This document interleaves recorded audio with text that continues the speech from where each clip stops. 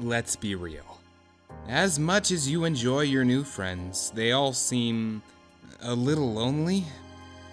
Like, maybe they don't have any friends besides the ones they talk to online? Is online friendship a reasonable alternative to a more traditional face-to-face friendship? Are relationships, and dare you say families that you choose, not just as important, if not more so, than those you are able to touch and feel?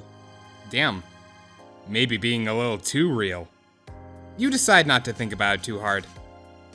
But if you're being honest with yourself, maybe you aren't terribly interested in the greater context of found family and interpersonal relationships in the instant message era. You've got a fever, and the only cure for this disease called friendship is to mildly inconvenience a few teenagers.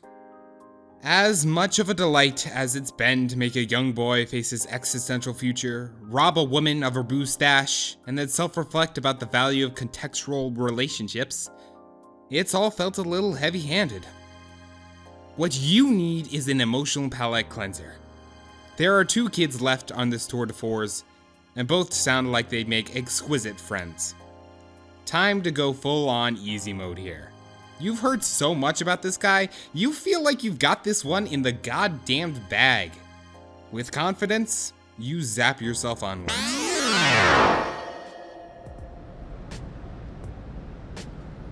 What am I looking at? Oh, you're already here. Wherever here is, it is blisteringly hot. You nigh instantaneously regret your choice of apparel. Why did you instinctively put your hoodie back on over this, robe? Gown? You the mailman or mail person? This must be Dave. Rose mentioned he talked a lot. And as you start to explain, it becomes apparent he is having this conversation at you, not with you. Wow, it is unbelievably humid. Person adjacent. Anyway, Egbert told me you'd show up eventually, which I never doubted for a second, since one of the core tenets of the United States Postal Service is that you visit for extremely specific and spread out teenagers while sweating all over yourself. Practically a crime to not be increasingly moist while out here delivering letters on the roof of a skyrise. Which, as you know, is the most effective and legal way to drop off the post. Clammier than a New England potluck and wandering around on the roof. With no package. It is actually really cool how much this kid seems to talk at you, but you are barely listening. Has the sun always been that red? Has the sky always been that wavy? Are you alright? You are hardly alright. You tug at the collar of your soggy mess of a hoodie. This is an overwhelming, oppressive heat. An almost impenetrable air fills your lungs as you try and take a series of shallower and shallower breaths. The world fades to white. When you wake up, you're sitting propped up on a cheap futon in front of a large television. A rough approximation of a person does an elaborate series of controlled falls, culminating in what you can only describe as skateboarding for assholes. On your left, Dave exists in a quantum state that is both somehow sitting and laying down, but also neither. With the precision of a Swiss watchmaker, he deftly presses a series of buttons that make the awful Polygon Man on screen T-pose and fall face forward into the ground. Seconds later, his skateboard flops helplessly next to him. He doesn't look away from the screen as he speaks. So, I guess you lived. It's not that I'm invested, but John might be sad. Classic John. You try and emulate his incredibly casual body language as you slide your body down on the futon. Your legs already barely reach the ground.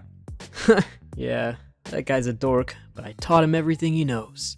You ask him if he taught him how to be a dork. You affect a completely uninterested face, as though the sickness of your third-degree burn is not the single most exciting moment of your entire life. God damn, owned in my own home. Owned within an inch of my life. I'm on the edge, reaching out that hand of friendship, and this chucklehead, long live the kings, me. Thousands of gazelles trample my useless body as Jonathan Taylor Thomas's persona watches on. Who will raise Simba now? Who's going to teach him about combat, philosophy, life. By the way, I put your nasty sweatshirt in the shower. The shower? What? The shower? Yeah, it smelled, so I tossed it in there. Ran the hot water? You can thank me later. Won't someone need that? You don't want to put anyone out. You've already taken up so much of their hospitality. Also, you don't think that's how you're supposed to wash clothes. Nah, my bro's out for a while. It happens sometimes. Probably puppet related. He avoids the laundry minefield by opting for the nuclear option. Though you guess that makes sense. There are a lot of puppets around, which strikes you as extremely normal and reasonable and not even a little whack. Yeah, puppets rule. End of story. Shit, close the book on that one. Time for Betty Pie, kid. Little man about to get his 8 to 10 on, snug as a bug in a fucking rug. Tucked the fuck in, tight as can be, on his way to Slumberland. Nemo who? Never fucking heard of him. Shit. Hold on. He sits up to fish something out of his pocket. A phone. He gets a phone from his pocket. You're not sure what you were thinking. As a perfectly normal human being from 100% real and tangible Earth, you know what a cell phone is. What is that, a first gen? Yikes. He ignores your jab and you pretend to not be reading over his shoulder, though it probably could not be more obvious that you are. Hi, did you meet the mailman? My guy. We have gone over this time and time again. How do I put this in terms you can understand? Have you ever met a mailman in your life? Even in that shitty Costner flick you love, the dude has the decency to at least wear the outfit. I knew you watched it. No, I'd never waste my precious time watching even a single one of the Z-list garbage you try to wreck me. I'm just stating stone cold facts. I just read an outline and browsed a few review sites to see what people were saying. I don't know.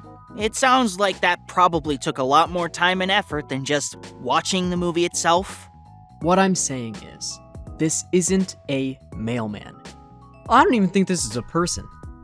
You have thrust a person-styled entity into my life under the alluring guise of parcel delivery, which, if I'm understanding right, this clown isn't even very good at on account of how bad they bungled the only delivery that mattered. At least Lalonde had the good sense to be skeptical of this absolute fucking tomfoolery.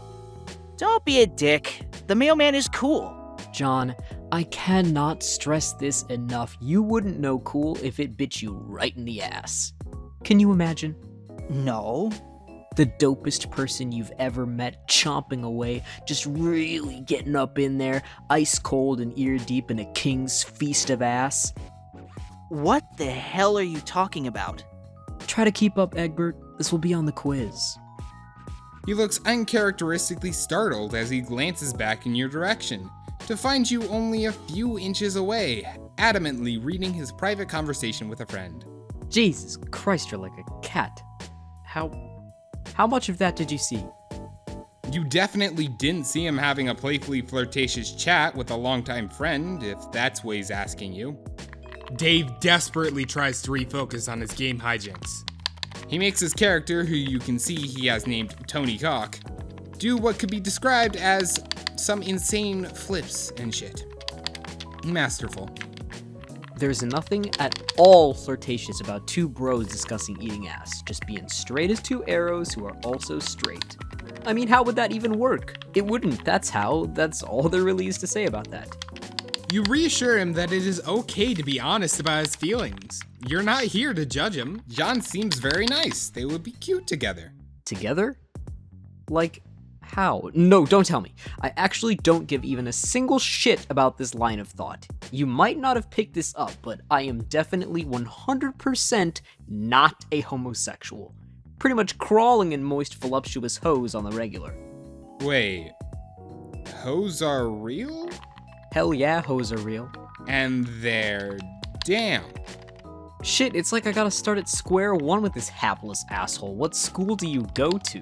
The utter astonishment you feel at this earth-shattering revelation sends your consciousness for a spin, but you manage to steel yourself.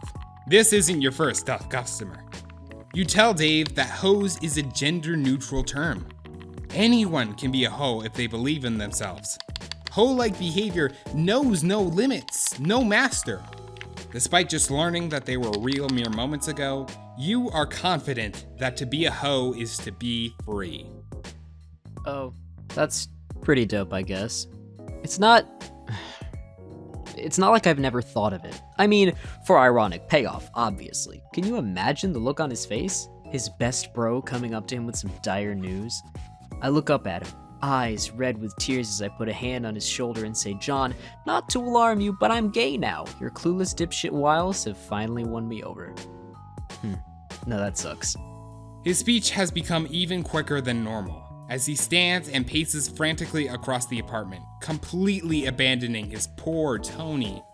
I mean, and this is purely hypothetical. If I liked anyone, which I don't on account of being too fucking smooth to tie myself down, it would probably be another one of my friends. You don't know her, she's not from around here. So that basically means I can't have a thing.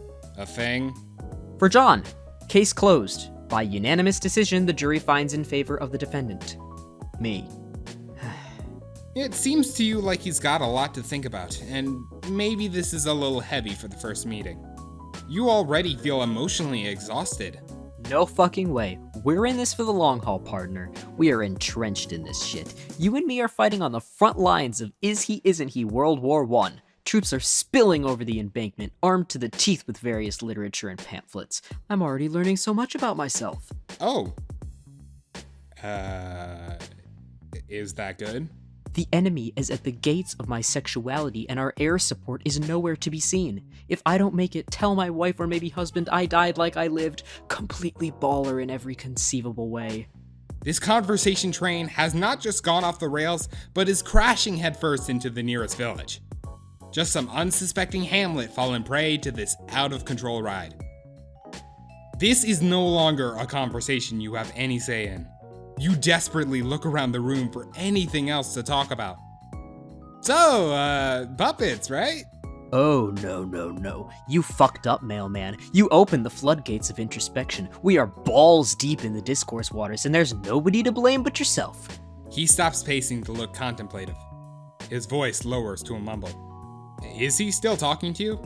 Does he still want to talk about this or not? It is nearly impossible to tell. Now, okay, hear me out. Do I have to come up with a gay name now, or can I still be Dave? I'm thinking Gave, but let's not kid ourselves, that's the amateur choice. Obviously, my full title will be Gave Strider Dick Rider. Okay, that's enough. There has got to be a better way than this. You are so tired.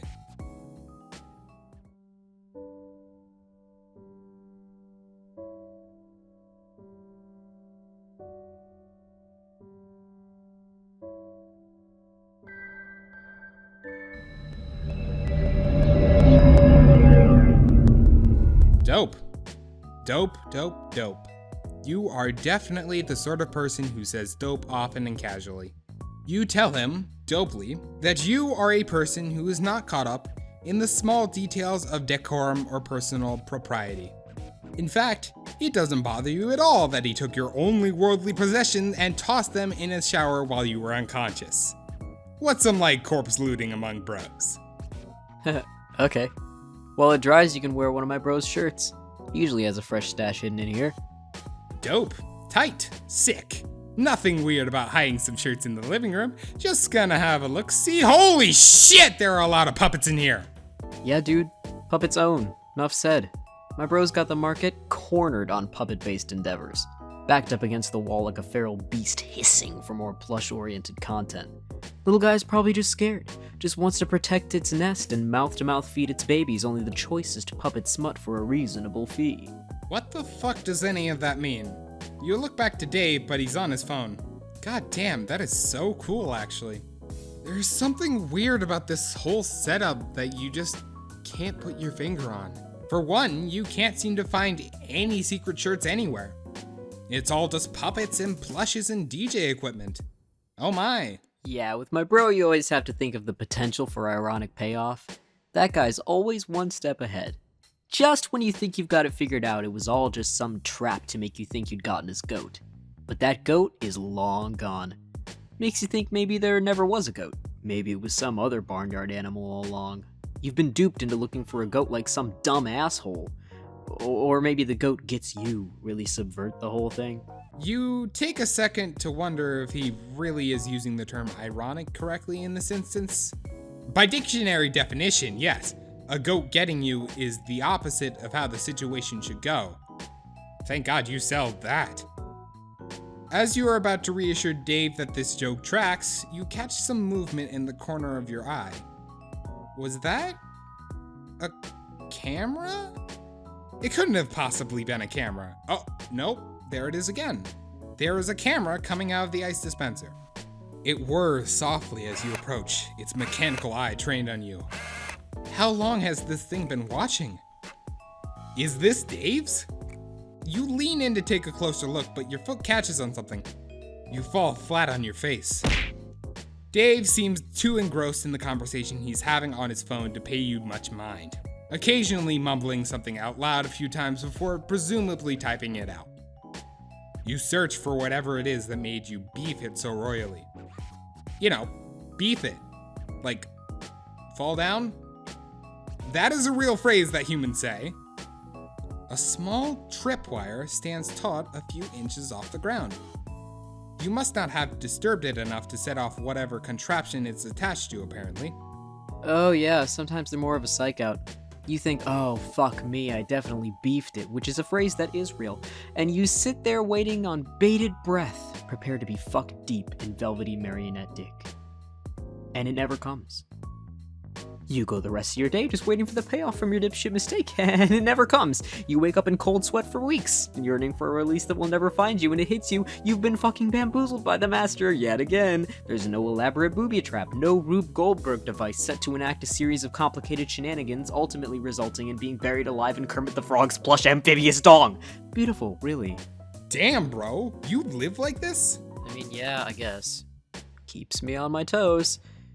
Heels never even met the ground. A prima ballerina with a head full of dreams and nothing to lose. God's gift to pliés, ripping a straight tasty tour on Lair for my adoring fans. They go apeshit for this sort of thing, but it's just another day in the life for danseur extraordinaire Dave Strider. Haven't fallen for a trap like that since I was a baby. Trained, real rookie mistake, mailman looking tired maybe. Drained. Oh my god, is he mumble rapping at you? This is the greatest day of your life. God, more plush ass than a puppet lost and found. King Strider drops the illest fires, cause heavy is the crown. Rhyming puppet with puppet, call that puppet rhymes. Killing all ventriloquists, puppet on puppet crimes. He goes on like this for some time, with what could be described as bars of a similar caliber. The narrative focus shifts to your inner thoughts out of necessity because it turns out that writing raps is really hard. He isn't exactly great, but you're really not a rap expert, despite what your social media opinions might imply. Unless you count #2dance, which of course you do. Why wouldn't you? Wait, what? What does that mean? Why did you think that? The whole scenario feels a little weird and familiar to you.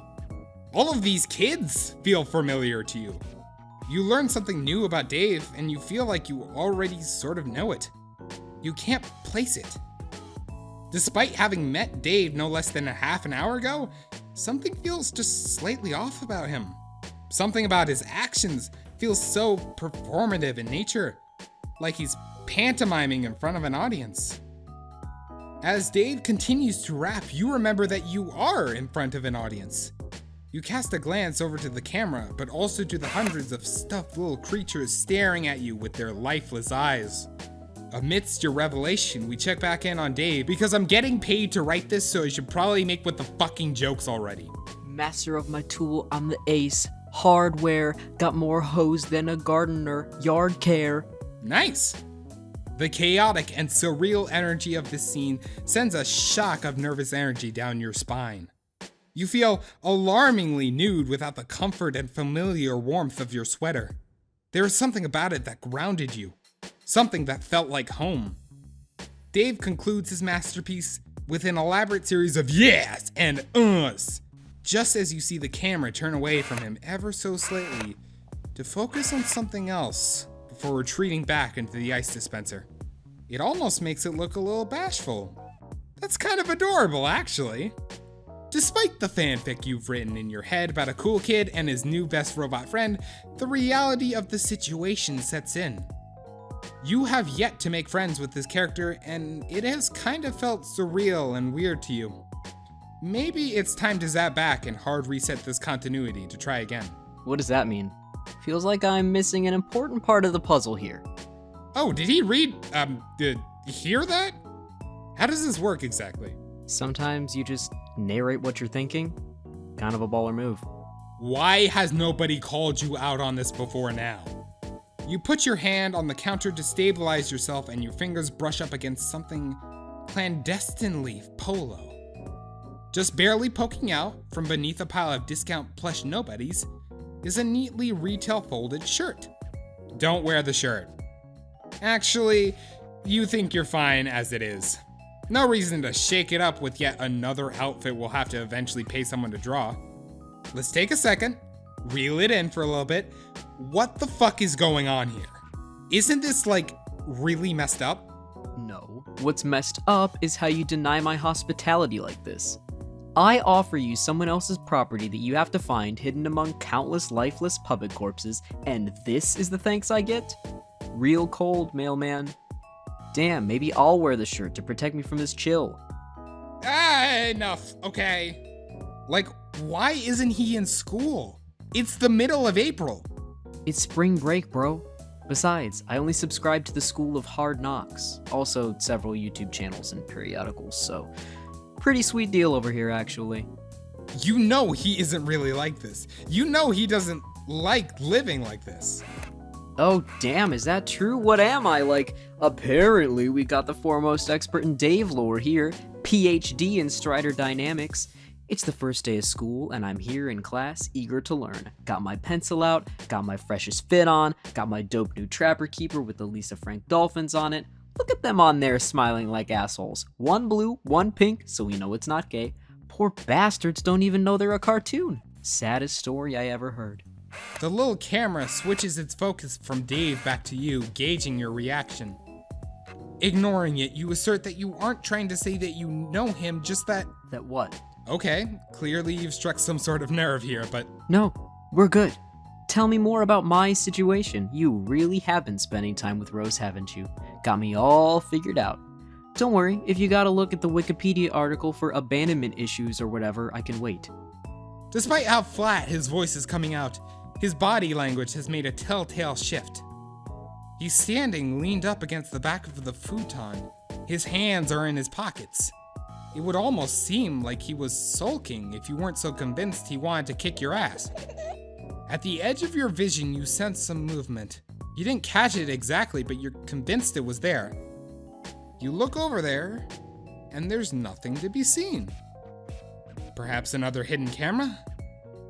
There is something unsettling about being watched this whole time. But there it is again! Every now and then your eyes catch the faintest presence of something moving just out of sight. The whole place feels like it's faintly shifting around. Amid scanning the room, a particularly fucked up looking puppet catches your attention. These little shits are everywhere, but this awful little man's stare stops your heart for just a moment. Its cold eyes pierce you. Its plastered smile judges you. You look at it as briefly as possible, if for no other reason than to note how unsettling it is, before looking back to Dave. What the fuck? What? Oh, that's just Cal. Cal's the realist. He certainly seems real to you. You could have sworn he just moved around on his own. Yeah, man, he does that. Don't think about it too hard. See, this is what you mean. It's not that deep. Look, I know you got some hero complex or something, gonna swoop in and save these kids from themselves. Well, bad news, kid. That's not what this is, and heroes aren't real. John, I understand, but fooling Rose, too? The insane tricks this guy must have pulled. Dave has shifted his weight forward. While his voice has not risen above a low mumble, this is enough of a tell to know that maybe you should back off. This friendship thing is tougher than you thought. You're still on about that, huh? Look, I'm no expert on friendship, minus the fact that I absolutely am, but you ever think that maybe coming into someone's home and fucking with their day-to-day life is a little rude? Just a hypothetical. As per normal, I'm stone cold unbothered by this turn of events. A stoic bastion in the— You're sorry, but did he just say stoic? What? Yeah. Stoic. Like, unmoved? Does he mean stoic? I mean, I guess. Oh, peas, you've done it now. You weren't trying to embarrass him. Oh, jeez. You tried to comfort him by saying that it's okay if he's never heard anybody say the word before. Maybe he's only seen it in text. He frowns and goes quiet. This does not seem to be helping. This kid is completely shut off now. You try and bring up the puppets again. No dice.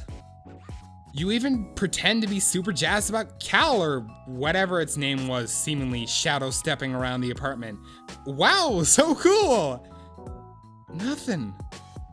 Dave takes out his phone and begins texting. Oh, is that about you? No, Beans, is he telling your new friend about how much you beefed it? This could ruin everything. Desperate times call for desperate measures. And this is the most desperate time you can recall. A friendship is on the line. Cal continues to phase in and out like a poorly animated anime character moving so fast you can't keep up. You take a few steps towards Dave. You've got to get him out of here, and you know just where to take him. About half a second into your stealth mission, you clumsily step on a puppet and it makes a pathetic squeak. Dave stops for a second, but after a few moments returns to texting at the speed of sound to whoever is on the other end. Cheese and crackers, you can hear the notification sounds popping off. Whoever it is responding back. You can't waste any more time. You teleport to him as silently as you can. Besides you, Cal's disgusting limp body flops haphazardly on top of his shelf. Guess he's done? No time for this. You slowly reach out your hand. Time to get out of here and fix this. A large adult hand grabs you by the wrist. You turn to see it belong to a muscular man in pointy sunglasses who you wouldn't exactly describe as a twink and not exactly a hunk, but most certainly not a bear either. In fact, why don't we talk about this for several hours? Oh shit! Before you can begin your extremely important debate, you are flung unceremoniously out of a high-rise apartment complex window. As you free fall, you think, maybe he was more of a twunk.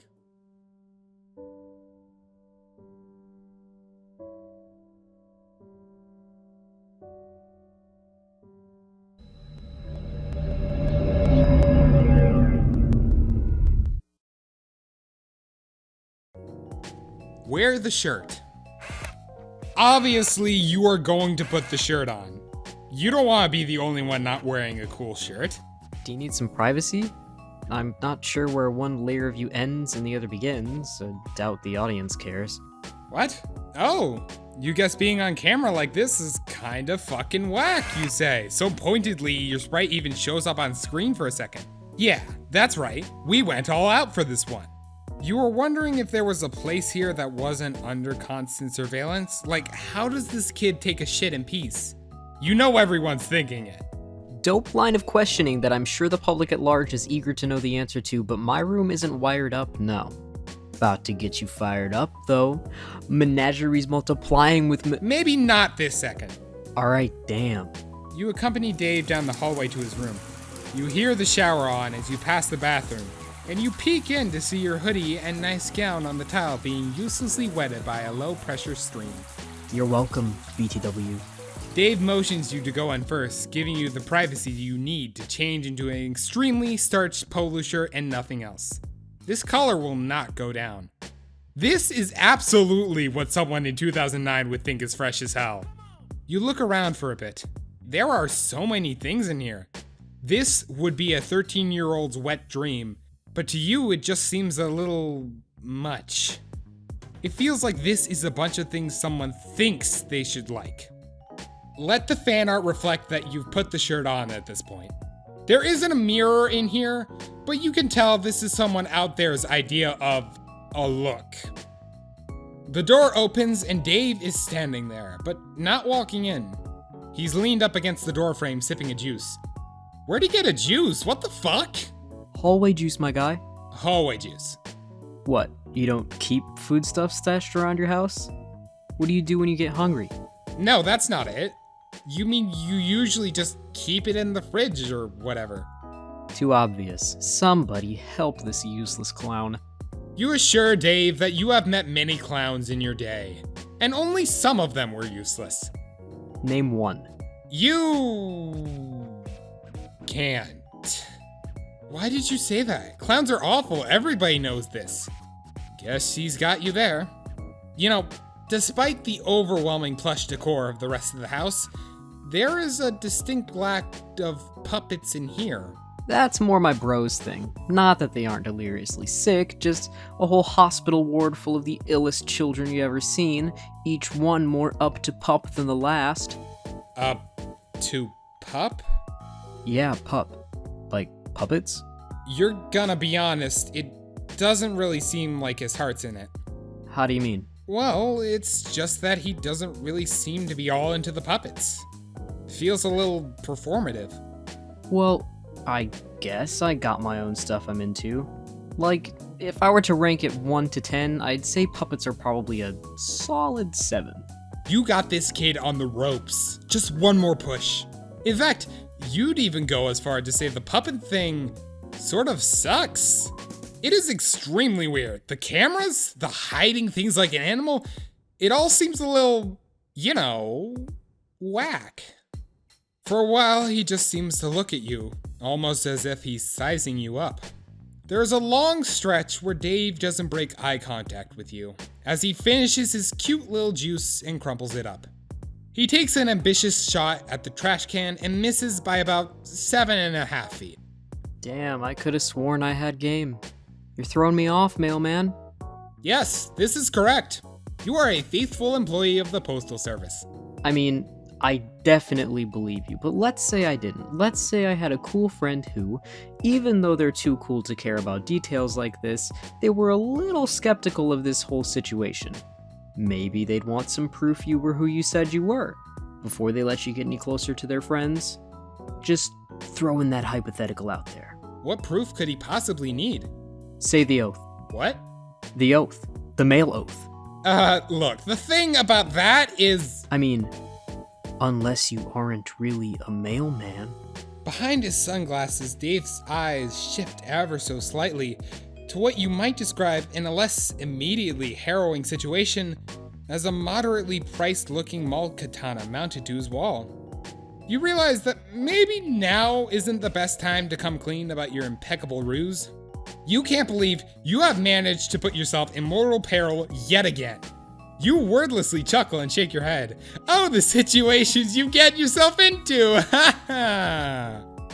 Dave, not privy to your private thoughts for once, looks on.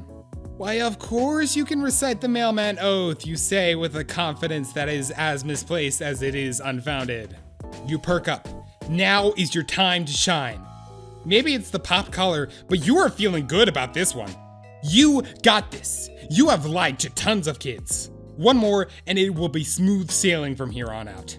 You open your mouth, and there is a brief moment where everything feels like it is going to be okay. You immediately start sobbing and crumple into a disgusting mess on the floor. Fuck. Wow, okay. Jesus Christ. You're not a real mailman! You never were! You don't even have a real mailman outfit!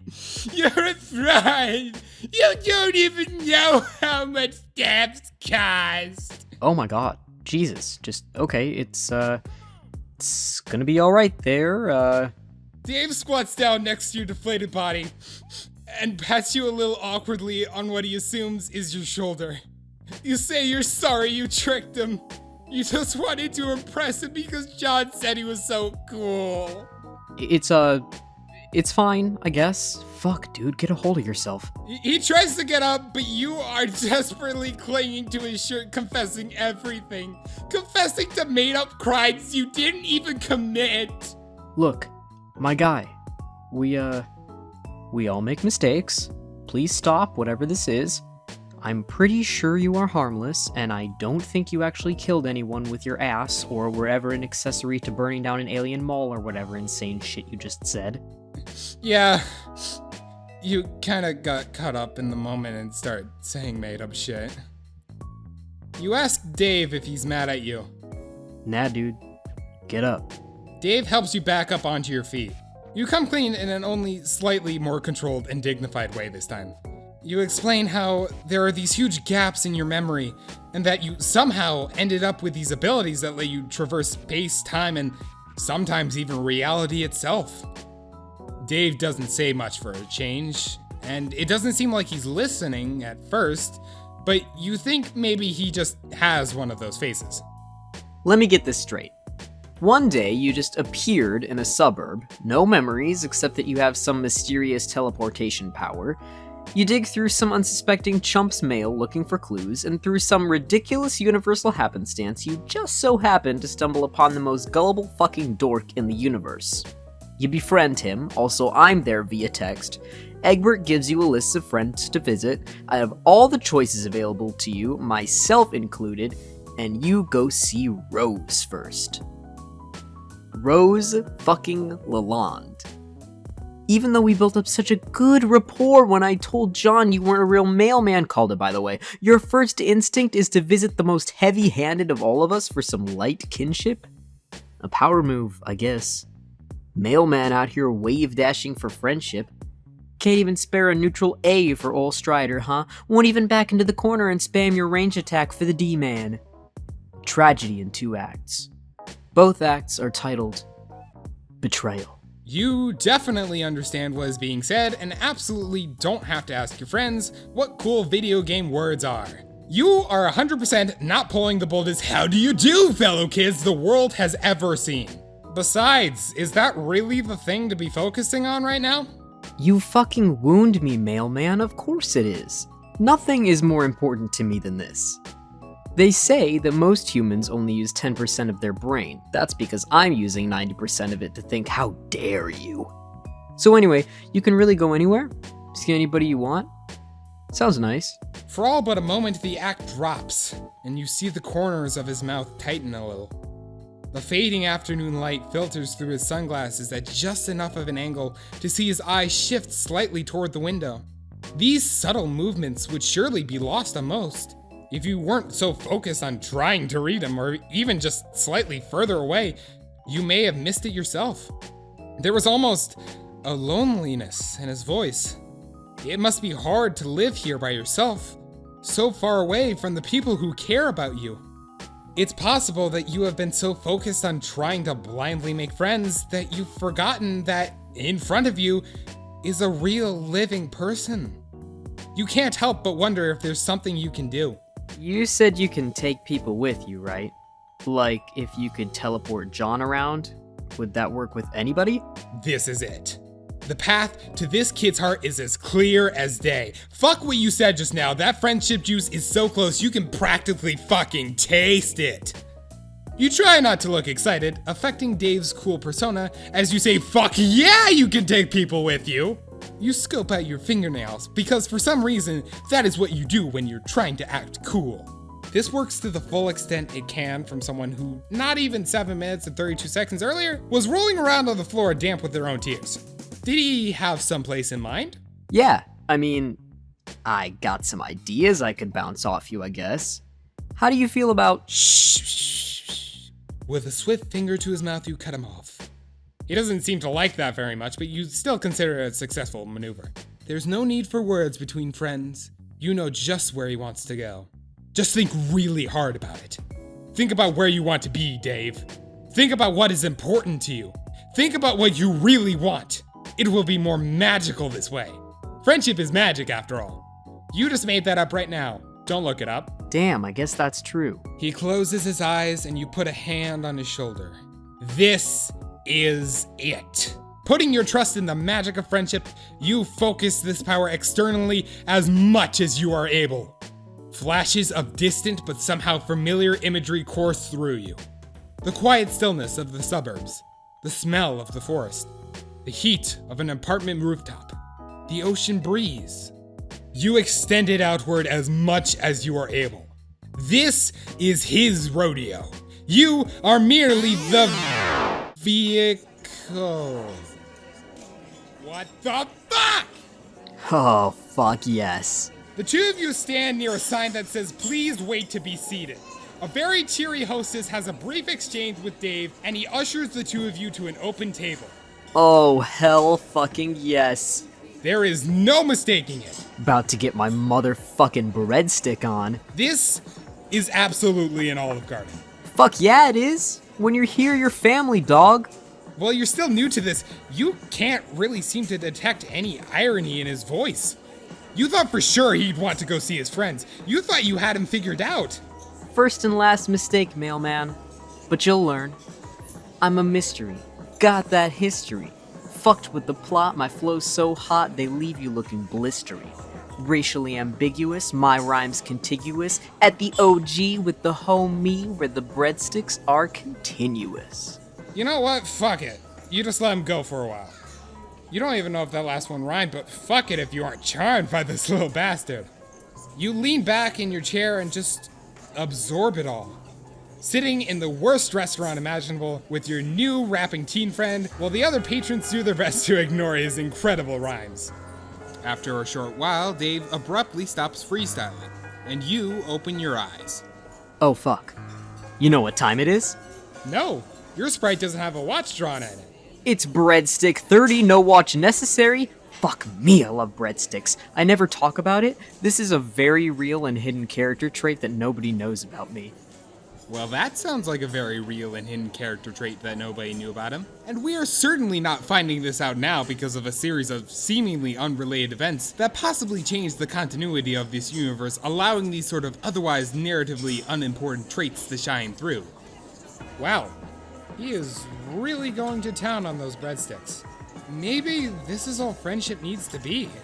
Spending some quality FaceTime with a solid bro, and just absolutely decimating some bottomless breadsticks at a bad chain Italian restaurant. Maybe the real lesson here is friendship doesn't have to be a grand gesture or a high adventure. Maybe the real friends. I understand you're having a moment, but I am absolutely going to eat your breadsticks if you don't stop talking about what friendship means to you. Yeah, man. Whatever you want.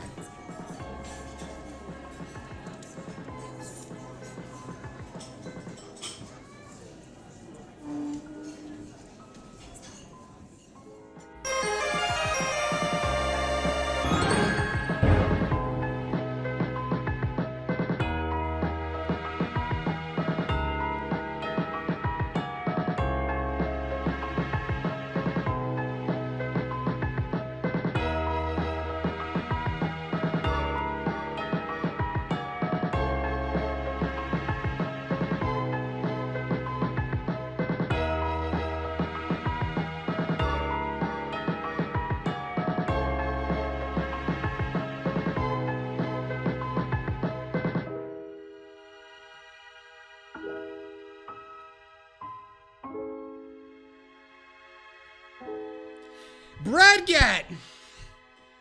Get that bread, son!